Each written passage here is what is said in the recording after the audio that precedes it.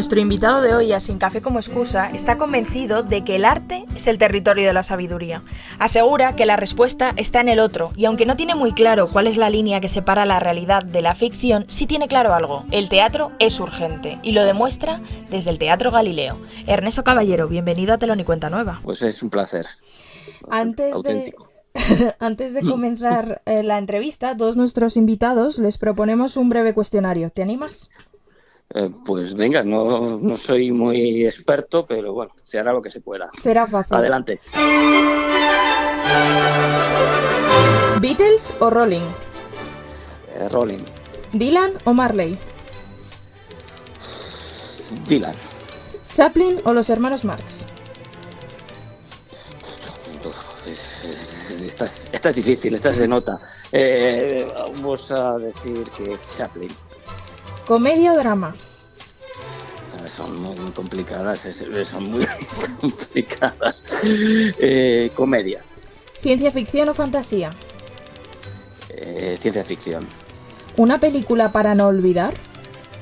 El tercer hombre. ¿Un libro que siempre está en la mesilla?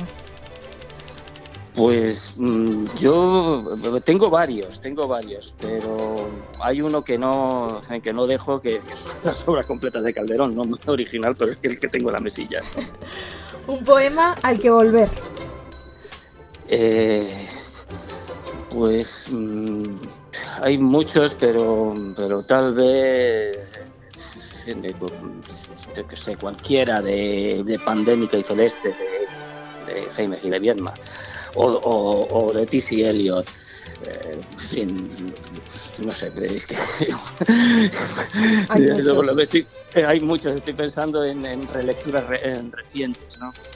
Pues sí, seguramente, en fin, español, pues Jaime Gil, hombre, también hay poetas como Vicente Aleixandre, al que vuelvo, en fin, no sé, y de los poetas de ahora, pues me gusta mucho la poesía, por ejemplo, de Benítez Reyes o de García Montero, sé que están un poco en la estela de Jaime, no sé, el último que he releído. ¿Una canción que siempre está en tu banda sonora? What's in the Water, de Peter Gabriel. ¿Una obra que viste y tienes grabada en la retina? Pues probablemente Violopole de Tadeusz Kantor. ¿El dramaturgo y director, en tu caso, crees que nace o se hace? Pues yo creo que se nace con el instinto y ese instinto se depura.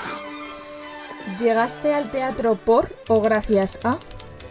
Pues son muchos factores. Hubo un elemento muy determinante, yo lo recuerdo, no sé si ya lo fabulo, pero fue el concierto de Genesis, uno de los últimos conciertos de Genesis, en el pabellón del Real Madrid, cuando, asistí a esa ópera rock surrealista que es The Lamb Lies Down on Broadway, que era prácticamente las últimas actuaciones de Genesis unido, o sea, Genesis con Peter Gabriel. Yo creo que eso fue un poco, ahí vi claramente que había una cosa que se acercaba mucho a lo que yo intuía, que era, pues, la elocuencia escénica global, total. Y Rellene, ¿el teatro siempre debe asombrar? Bueno, Ernesto Caballero, espero que no haya sido muy tortuoso este cuestionario. No, luego me pasarán eso, las réplicas del descansillo que se dicen, ya tenía que haber dicho eso, tal. Hubiese quedado más brillante, pero bueno, está muy bien que ese aquí te pilla, aquí te cojo, porque muchas veces pues seguramente es más sincero. Sí, es el impulso, ¿no? El impulso en este caso claro. Es la respuesta, claramente. Exactamente. Estamos hoy aquí a raíz de tu último montaje, ese teatro urgente, pero antes vamos a echar un poco la mirada hacia atrás. Realmente llevas la literatura completamente en la sangre y entiendo que un día decidiste que no te podías dedicar a otra cosa, ¿no? Sí, sí, la verdad es que siempre en fin, sí, he sido un lector, en fin, tuve la suerte en fin, de tener un padre con una amplia biblioteca y sí, pues la literatura siempre me ha cautivado. Lo que pasa es que la literatura dramática, que yo la leía y la degustaba en su aspecto solo literario, de pronto, en fin, la perspectiva de puesta en escena se me despertó un poquito después, es decir, empecé en fin, con un regusto literario, de ahí pasé a interesarme por las artes en general, de hecho estudié historia del arte, y de pronto, pues claro, me atrapó todo lo que es esa otra gramática sensorial y desde allí descubrí que la palabra, que existía un mágico y alquímico procedimiento para hacer que la palabra también formara parte de todo este gran mecanismo sensorial que es el teatro. Ujú. Y entonces pues me hice un poco dramaturgo a posteriori, es decir, empecé a escribir para el teatro, empecé a escribir teatro, o empecé a escribir drama, por exigencias de la escena. O sea, no me Qué curioso, catapultó ¿no? tanto, sí, no me catapultó tanto la lectura, que evidentemente tendría pues el bagaje que tuviera, en fin, que tampoco es que yo era moderadamente leído, era una persona con inquietudes, pero un joven con inquietudes, pero vamos que tampoco. Ahora, es verdad en fin, y además así ha sido un poco, yo creo, mi evolución. Yo en primer momento me servía de la palabra en escena como un elemento más en igualdad de condiciones con cualquier otro signo sensorial, desde un golpe a una luz. Pero poco a poco pues fui depurando más el aspecto de la palabra y entonces, bueno, pues ya se fue reformulando un poco pues toda esta poética. Pero sí, llegué, no sé, en fin, empecé a escribir un poco tardíamente, o sea, fui antes director, en conclusión, fui antes director de escena que dramaturgo, eso es una cosa curiosa. Sí, desde luego que sí. Y esto yo creo que tiene que ver, ¿no? Con parte de esta cosa que entre comillas te obsesiona, ¿no? Que es una de las grandes obsesiones también del teatro y del arte en general, que es intentar delimitar dónde empieza la realidad, dónde empieza la ficción, si es que hay algo que los separa. Es muy confuso. Exactamente, eso me ha atrapado. Precisamente una de esas primeras lecturas, y por eso que me ha acompañado, pero te decía antes lo de las obras de Calderón. De hecho, ahora mismo estoy pergeñando una especie de en fin, propuesta inmersiva sobre la vida sueño. La vida sueño me ha perseguido siempre. Es un texto, Te atrapa. eh, claro, y es cierto, fíjate, antes me preguntabas, te he dicho lo del concierto de Génesis, pero hay otro elemento que me determinó mucho, que es en la facultad. Entonces, cuando estaba estudiando Historia del Arte, entonces, bueno, pues era la época un poco en fin, de la difusión del happening o de la performance, y apareció un grupo interesantísimo, a mí, que se llamaba Decadencia, que trajo al auditorio de la facultad un espectáculo, lo recuerdo exactamente, que se llamaba La Hora Perdida. Y bueno, pues nos convocaban, ellos se sentaban con unas máscaras enfrente de nosotros y se limitaban a observarnos, ¿no? A observar. Claro, en esos momentos que además estábamos en una edad y en un espíritu muy proactivo, aquello se montó la marimorena. Y a mí me hizo también reflexionar sobre eso, sobre los límites de la realidad, de la ficción. Y es verdad que en fin, es algo que me ha perseguido o me ha preocupado y es verdad porque el teatro, como es un desvelador de velos, pero sabiendo que nunca vas a llegar al último, tiene algo muy seductor, porque la seducción es esa caída al vacío en donde de pronto traspasas un espejo y te vuelves a encontrar otro. Tal vez esa sea la diferencia entre sabiduría y conocimiento.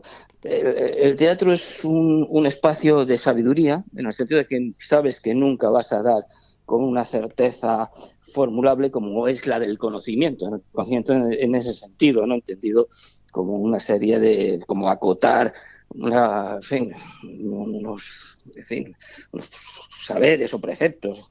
Es más un territorio de la ciencia. El territorio del arte es más el territorio del saber. Y ahí, pues uno se sumerge. Muchas veces, y a mí, o por lo menos es la forma con la que yo afronto este hecho artístico, eh, escribo o dirijo para saber qué obra quiero escribir o qué obra quiero dirigir o qué montaje quiero hacer. Entonces es un espacio de conocimiento y también de autoconocimiento. Desde luego que sí. Hace un momento, en el cuestionario, cuando hablamos de poesía, de pronto han empezado a salir cientos de poetas. Y si nos Sí, pusiéramos a hablar de dramaturgos, sería igual, lo decías Calderón, es sí, que siempre vuelve. España sí. realmente es una verdadera potencia cultural, pero ¿lo sabemos? No lo sabemos en absoluto. No lo sabemos. Es una de las grandes paradojas. También es muy teatral. Es algo ciertamente que yo todavía no sé, que a veces me desasosiega. Yo no lo entiendo, o sea, no entiendo por qué pasa esto. Primero, desde el punto de vista político, como quieras llamarlo, ¿no? Decir, pocas naciones se pueden preciar de haber sido hegemónicas en lo teatral. España lo ha sido. Y además durante mucho tiempo, porque después del siglo de oro aquí tuvimos teatralmente un siglo XVIII que si bien no dio los grandes poetas dramáticos del siglo de oro, pero hubo una actividad boyante teatral importante, incluso en el XIX. Pero no nos queremos no nos queremos dar cuenta. Entonces es sorprendente, ¿no?, que ese patrimonio o lo demos por hecho o no le demos importancia y no lo sabemos en absoluto. Yo creo que se han mezclado, yo he reflexionado sobre esto, se han mezclado muchas cuestiones y una de ellas, desgraciadamente, es pues una espuria y muy superficial lectura ideologizada sobre el patrimonio, pues nuestro patrimonio clásico, cosas que no han hecho en otros lugares. Nadie se le ha ocurrido emitir juicios póstumos de pureza ideológica sobre los clásicos franceses, británicos, italianos. Aquí ya hemos hecho algo raro y realmente pues es una pena, es un desperdicio y el desconocimiento es bastante flagrante. Es verdad que tal vez a lo mejor como lo tenemos no nos paramos a mirarlo, ¿no? Pero es Sí, cierto cómo se aprecia tan poco estando ahí. sí, exactamente, exactamente. Y además que no son las treinta y tantas obras de Shakespeare, es que ahí tienes a un Lope de Vega. Fíjate, ayer estaba releyendo, bueno, no releyendo, porque realmente esta obra no la conocía, me la remitió Fernando Domeno, la estaba leyendo, El animal de Hungría. Es una obra fantástica, que es una mujer que es un Segismundo femenino, que ha estado encerrada, confinada por su madre, y está escrita con una gracia, esta cosa lupesca, pero al mismo tiempo planteando pues cuestiones, ya te quiero decir, sobre la libertad, sobre la educación. Y claro, yo según leía, digo, bueno, esta obra me la estaba imaginando en versión inglesa. Y digo, esta obra, pues, sí, qué decir, a mi querido amigo en Declan Donnellan, si esto lo lee, le parecería maravilloso porque ya está en sintonía con todas estas obras, de estas comedias shakespearianas, con esos ribetes, bueno, amargos o oscuros, melancólicos. Y de pronto, pues que es una obra que está ahí, que no se ha montado nunca, creo, no tengo noticia, y que, bueno, pasará sin pena ni gloria. A mí todo este tipo de cosas me dejan muy, muy, en fin, sorprendido. Desasosiegan, sí. Hay tanto por hacer pero claro, es que luego, en fin, me enrollo, si me enrollo mucho, córtame, ¿eh? No, no, para No, nada. pero es que luego dices, es que está en sintonía, pero es que luego ayer, antes de ayer, pongo una tertulia en la televisión y sale un periodista que articula su discurso, que parece, bueno, pues dice, voy a escuchar a este señor, aunque no esté de acuerdo con él. Y dice, nada, de los presupuestos se va a la cultura a subvencionar a los titiriteros, y les han subido, no sé qué, esas miserias. Entonces, claro, yo me preguntaba, este señor que parece que tiene una formación, que es periodista, que tiene... El equivalente en Francia, en el Reino Unido, en Alemania, no se produciría. O sea, nadie pensaría de una manera tan trivial y tan torticera que la cultura que aquí además está apoyada con una raspa ni siquiera es merecedora del apoyo estatal, porque no se hace suya, pero no se hace suya por desconocimiento, es como si se renunciara al alma, ¿no?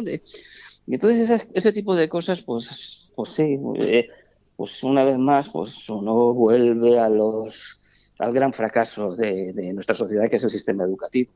Sí, ciertamente, ahí está el origen de todo. Ahí Precisamente está.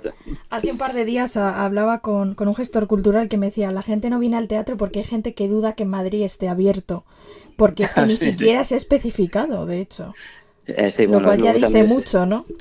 esto ya es el gran desbarajuste, efectivamente. Luego, claro, como somos los maestros en la improvisación, esta circunstancia que ahora nos ha sobrevenido es que está haciendo aflorar todas las costuras y toda una falta de planificación y todo un entramado burocrático que el 80% es absolutamente, en fin, inoperante, y todo eso está saliendo a la luz, ¿no? Y que se encuentra al final, por desgracia, al final de la lista. Sí, sí, sí, sí, completamente. Además, se produce una situación muy. El otro día, no, el otro día lo informaba Jesús Cimarro.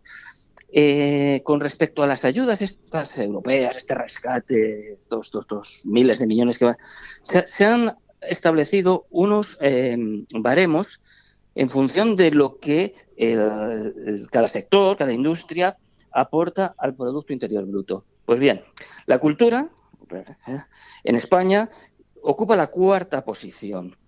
Sin embargo, a la hora de repartir estas ayudas, se ha situado, el gobierno ha estimado que ocupe el lugar 27. Dios mío. Entonces, claro, dices, pero esto, ¿a qué obedece? Pues obedece pues a eso, a que la cultura pues es un adorno, es algo. Pero oiga, es que está vinculada más a otros sectores. Es que desde el punto de vista simplemente económico, es ¡Qué en riqueza! fin, es riqueza, claro, y es inversión, y además España, pues, si no fabricamos metalurgia, no hacemos metalurgia, no hacemos, si España es su cultura, sí, no es. Entonces, bueno, pues toda esta torpeza, esa falta de visión, de altura de miras, de visión de Estado, etcétera, pues sí, es el panorama que uno tiene que moverse, y ya digo, mucho más limitador que la falta de recursos es la ignorancia del que te rodea o el que maneja tu barca, como dice la canción. Desde luego que sí. Ahora que hablamos de cultura y de gestión, durante prácticamente la última década ha sido el director del Centro Dramático Nacional. Supongo que uno Sí, llega ahí, es como un sueño hecho realidad, ¿no?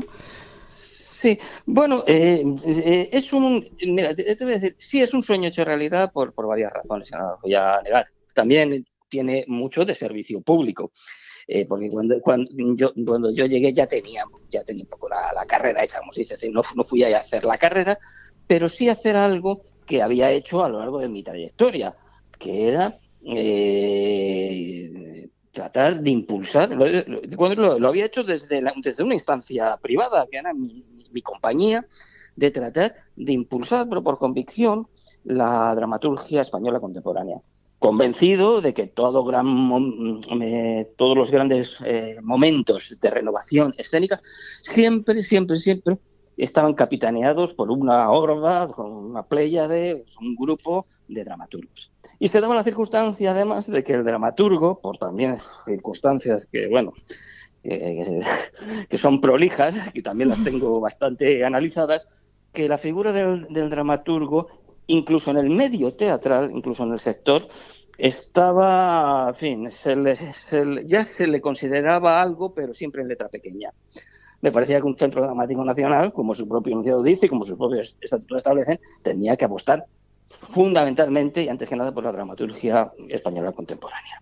Entonces, yo me presenté por eso, digo, porque yo había montado a muchísimos autores, muchísimos y autoras, y con algunos, pues bueno, pues en fin, lógicamente son voces desconocidas, pues no tienen el alcance, pues en algunos casos, hablando en plata, había perdido dinero Sí, sí. y lo había trabajado con mucho esfuerzo, pero pensaba que eso lo tenía que hacer por, por la cultura de mi sociedad y por convicción.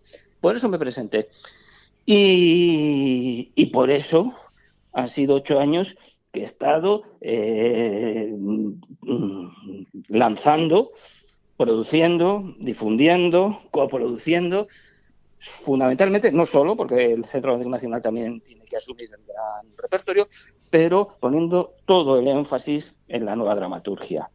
Y eso es lo que ha hecho, y no sé si ha sido un sueño hecho realidad, pero sí, desde luego ha sido el deber El deber hecho cumplido. realidad, el deber cumplido. Y me siento muy satisfecho, y como todas las apuestas culturales son a medio largo plazo, parece que 8 años puede ser mucho, pero en fin, lo que siembras pues va dando sus frutos. Yo he apostado por dramaturgos también muy jóvenes, que son los que van a ocupar en fin, las carteleras, ya lo están haciendo, y de aquí a los próximos 10 años, o sea, van a ser voces sólidas, y en ese sentido pues estoy muy satisfecho. Hombre, desde luego que está dando ya sus frutos porque ha puesto en el panorama dramaturgos que a lo mejor de otra forma pues no habríamos sabido de ellos, por desgracia. Exactamente, exacto. Sí, sí, y eso, en fin, lo tuve claro desde el principio.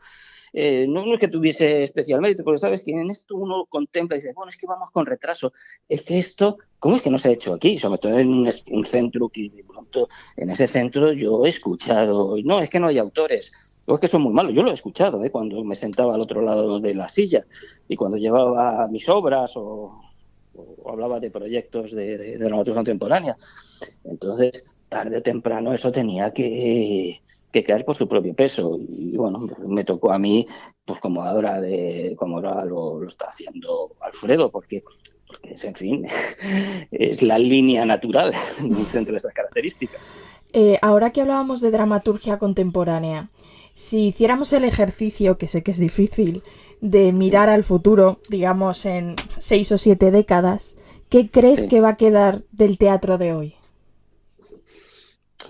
Uy, es muy complicado y no me atrevo porque al final el teatro recurriendo al tópico, pero es así, es el reflejo de la sociedad. Y ahora mismo estamos viviendo una sociedad absolutamente desestructurada, casi fragmentada. De hecho, el teatro es el reflejo fragmentado, es como un espejo roto y en cada espejito fuese un tipo de teatro y estás mirando en fin, distintas sensibilidades. O sea, no es una sociedad especialmente cohesionada y, y claro, y es una sociedad además que cambia vertiginosamente, con un fenómeno, con una avalancha desbocada que es Internet y todo el universo digital, que en principio es algo absolutamente contradictorio al hecho teatral. Entonces, con todo esto, pues auguro un rearme social, es decir, espero, y esto ya es optimismo, ya esto es una carta a los Reyes Magos, de que cuando pase todo este tsunami, pues de pronto volvamos a ser conscientes, a preguntarnos, y asumir que, que si queremos sobrevivir en todos los sentidos y si queremos alcanzar mayores cotas de bienestar y de libertad, tenemos que abandonar un poco la pregunta de qué me viene bien a mí y decir qué nos viene bien a nosotros, es decir, qué puedo hacer por... Entonces, creo que eso puede pasar y eso se va a traducir, yo pensar, pues también en un regreso que ya estaba sucediendo, pero de una manera mucho más pujante, al encuentro, a ese encuentro, a esa liturgia laica o civil o ciudadana, que es el teatro, donde creo que el espectador encontrará lo que no le dan los grandes medios, los grandes espectáculos, las grandes actividades, los grandes videojuegos. Es decir, un teatro, sobre todo, que active su imaginación, un teatro de la palabra y un teatro de la imaginación, un teatro creo que se va a atender a un teatro, una vez más, un teatro quizás que renuncie a la espectacularización y bueno, y encuentre en el arte del actor, fundamentalmente el arte del actor, en la relación del actor con la palabra encarnada, la palabra hecha acción, no la palabra declamada, encuentre un camino. Esto, pues puesto a augurar y también, en fin, no es nada fiable porque es el lugar donde yo estoy, en el que estoy yo trabajando. Eso mismo iba a decir que... Pero claro, entonces no tiene mucha validez. Coexistirá también un teatro de la forma, un espectáculo de la sintaxis visual potente, un teatro de la hibridación, un teatro, yo creo que va a coexistir, y eso también es muy interesante, pues todas las experiencias, eso que se ha dado en llamar teatro postdramático, que tampoco me gusta mucho la palabra, pero bueno, para que nos entendamos, es lo que me gusta más, la escena híbrida. Entonces, esas manifestaciones que comportan también una sintaxis visual, donde la palabra tampoco se descarta, yo creo que van a ser dos caminos muy definidos, y hombre, me gustaría pensar que también complementarios, en el sentido de que no se establezcan, bueno, aquí somos tan dados a las polarizaciones, pero Sí, que... yo creo que la excelencia puede y debe, como ya está pasando ahora, en fin, pues, surgir en ambas modalidades. Tal vez ya las historias más al uso, tal, estas historias que, pues ya claro, te las cuentan Netflix, te las cuentan tal, entonces habrá un teatro menos radical en ese sentido, que yo creo que puede que vaya decayendo, porque claro, estos son apuestas radicales, tanto la del el creador, en fin, integral, Uh-huh. como el esencialismo y el despojamiento. Ahora, y luego ya, claro, los talentos, eso ya que Dios lo reparte, ¿no? Porque claro, no por el hecho de ascribirte a un determinado género o tipo de teatro, pues eso te legitima para tal, ¿no? Eres muy moderno por hacer teatro moderno. Sí, no, desde luego. Ni eres muy artista por, ¿sabes? Decir que luego muchas veces pues hay también una cuestión epigonal. Es decir, que el estro artístico pues surge como en la película Ratatouille, donde menos te lo esperas, ¿no? La Desde excelencia luego surge que sí. donde menos te lo esperas.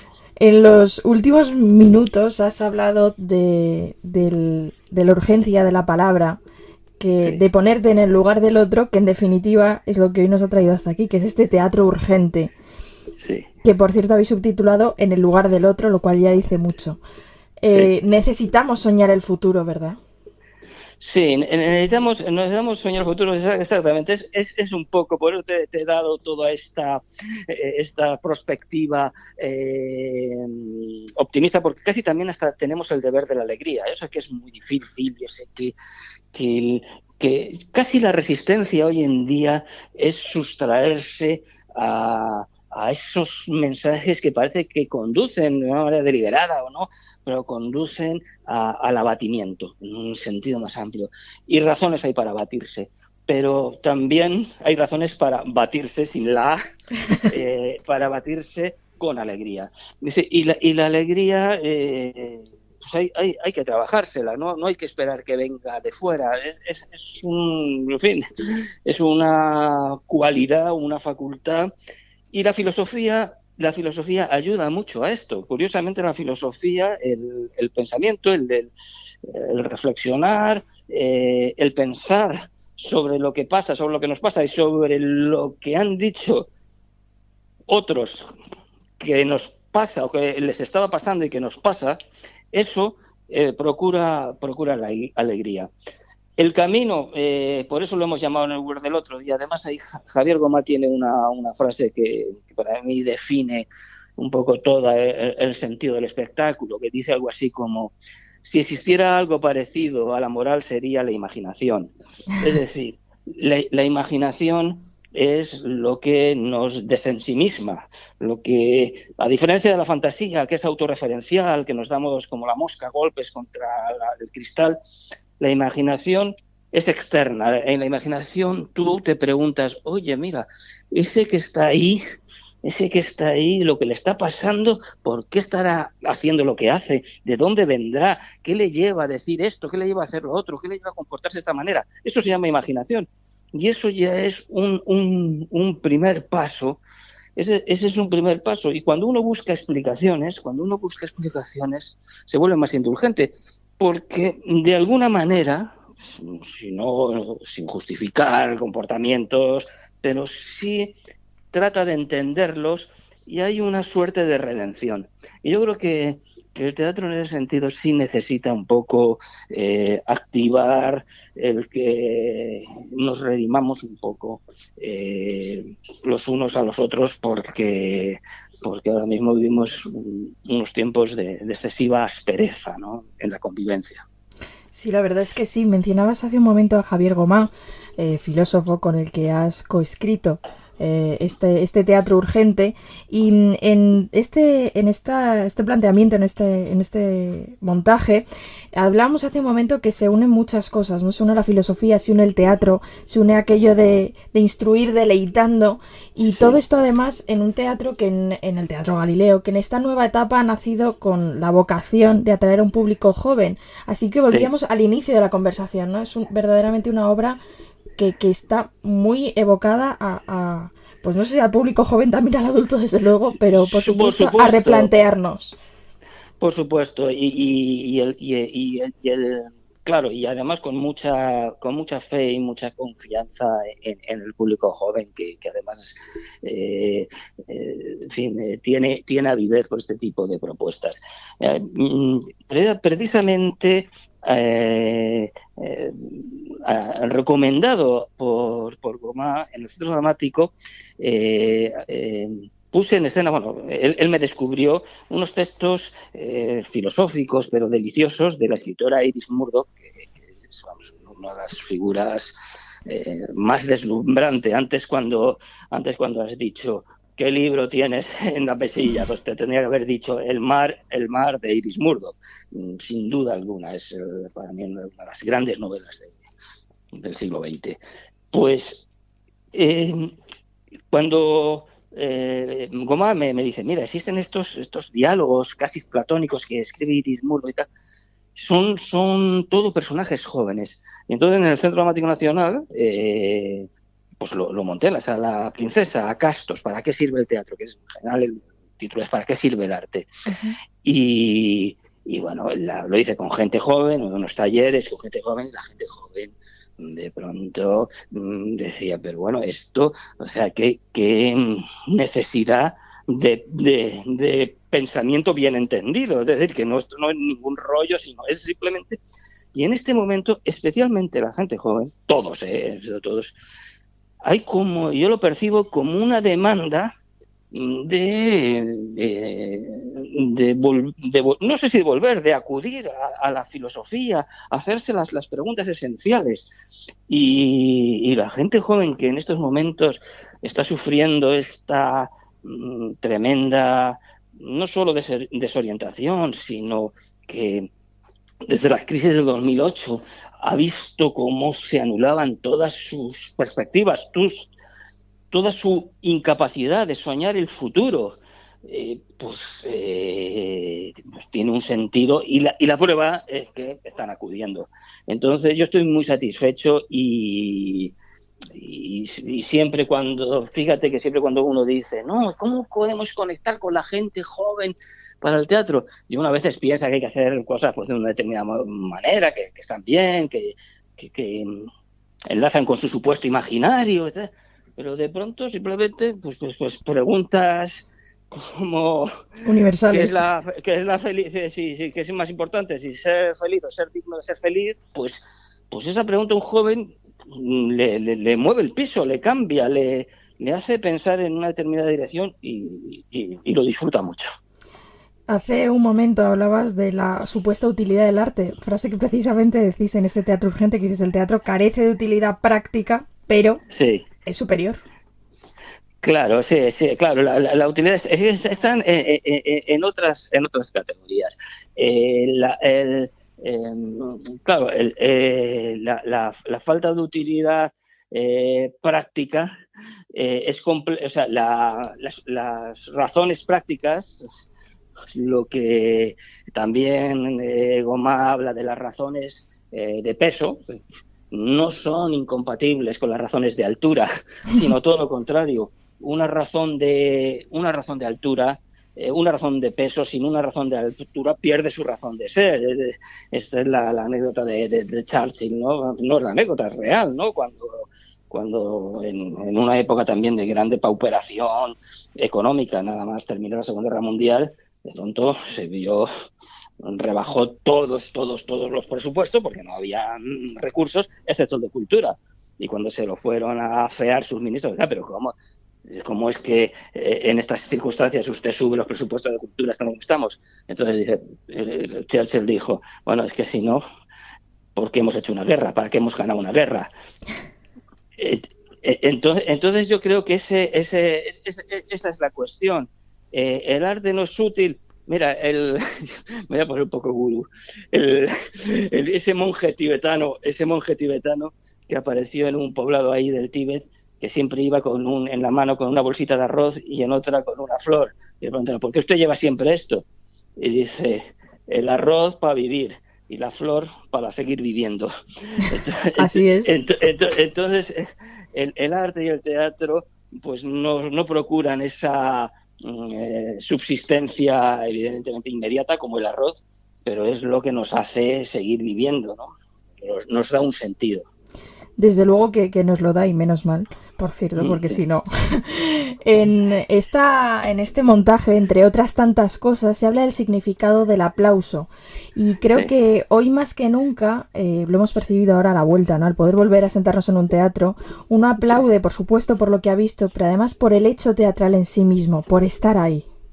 Sí, el aplauso es algo muy... Es un gran...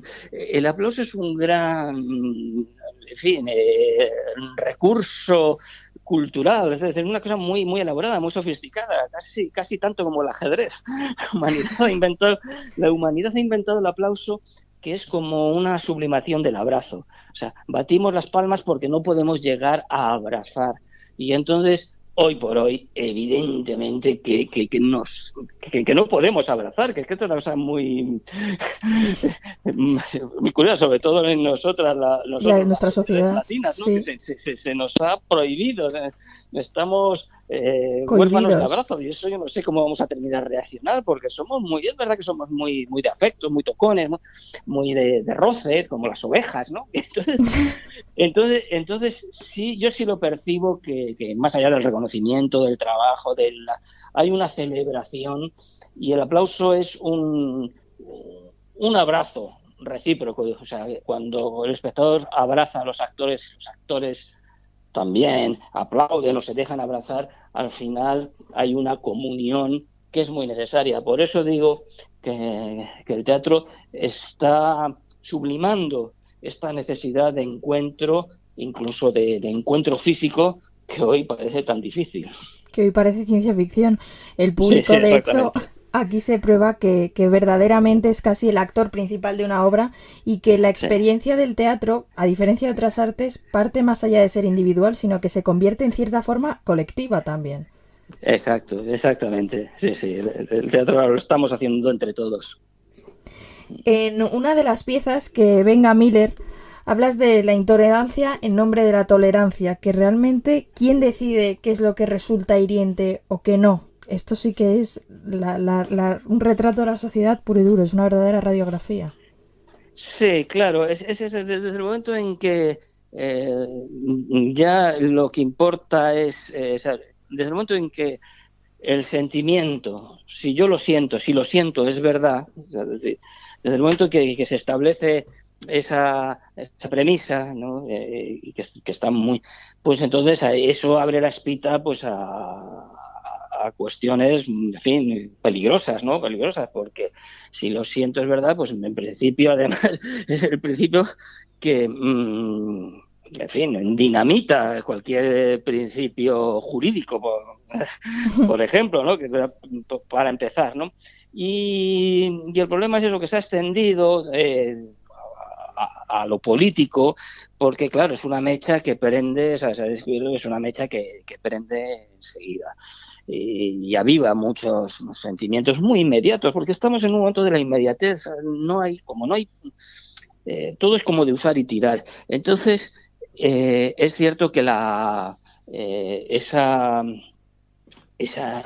emoción tiene un lado que es, bueno, lo que está ahora tan vigente, lo del delito de odio, el que yo me siento agredido, el que me siento, entonces, claro, ¿quién se siente agredido? Todo el que se siente agredido, entonces, tiene derecho a que se proscriba o se prohíba la agresión correspondiente. ¿Quién valora el grado de incitación? Es todo muy, muy, muy, muy peliagudo. Y es lo que plantea esta obra, porque esta obra finalmente lo que dice que esto conduce, en el mejor de los casos, a la censura pura y dura, esto que se llama la política de la cancelación. Sí. Y claro, esto, como te digo, pues es muy, muy, muy, muy peligroso porque, por eso, porque el sentimiento pues no puede ser.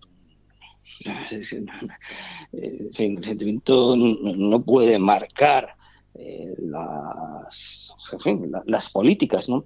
Y ahora lo que sucede es que hay una parte, tradicionalmente la libertad de expresión era en fin, un argumento, en fin, un precepto casi sagrado de progresismo, de la izquierda. Y ahora hay una corriente, estas son cosas nuevas que suceden en el mundo, una nueva corriente hay una nueva corriente que empieza a justificar o a legitimar pues ciertos grados de silenciamiento en aras pretextando que en el mercado de las ideas pues las voces hegemónicas juegan con ventaja, que por tanto hay que reequilibrar la conversación pública y eso llevaría a silenciar a los que se consideran voces hegemónicas. Es un lío muy, muy, muy, en fin, Muy complejo. es un campo es muy complejo y es un campo de minas. Y yo sí te puedo decir que estoy claramente situado en las antípodas. Es decir, yo defiendo a macha martillo el principio ilustrado de que las opiniones no delinquen. ¿Y es posible una mirada limpia sobre la sociedad? Esto hay que procurar, todo son tendencias y evidentemente siempre claro, eso es por mi última obra, donde planteo dos posiciones muy extremas, ¿no? La inocencia absoluta, una inocencia victoriana, casi que roza la irresponsabilidad en un adulto, frente a una cultura de la sospecha que precisamente trata solo con indicios es muy proclive a la condena, porque ya ve fantasmas donde, en fin, puede que los haya, puede que no. Yo creo que la sociedad ahora mismo está en el lado de la sospecha, clarísimamente, del miedo y del pensar mal, pensando que así acierta. Y yo creo que también a veces se acierta pensando bien. Sí, espero que sí, por favor. Bueno, desgraciadamente, aunque me quedaría aquí horas charlando, Sí, la entrevista sí. tiene que llegar a su fin y para despedirte, ya que nuestra Sí. sección se llama Sin café como excusa, a todos nuestros invitados hacemos una nueva propuesta y es que nos digas una Sí. persona o un personaje, puede ser real o hipotético y no tiene por qué estar vivo, con el que te Sí. tomarías si pudieras un café. Ah, bueno. Pues, es bueno, uy, pues que me pones ahí en un, En un brete. en un brete, pero te voy a decir, que luego dices, "Oh, para elegir, déjame pensar porque, pues mira, es que son tantos, pero le voy a hacer un homenaje. Me hubiera gustado tomarme un café con David Bowie. Desde luego, a mí también. Ojalá. Pues Ernesto Caballero, muchísimas gracias por tu tiempo, muchísimas gracias por haber estado charlando con nosotros. Muy bien, gracias a ti, ha sido un placer. Gracias.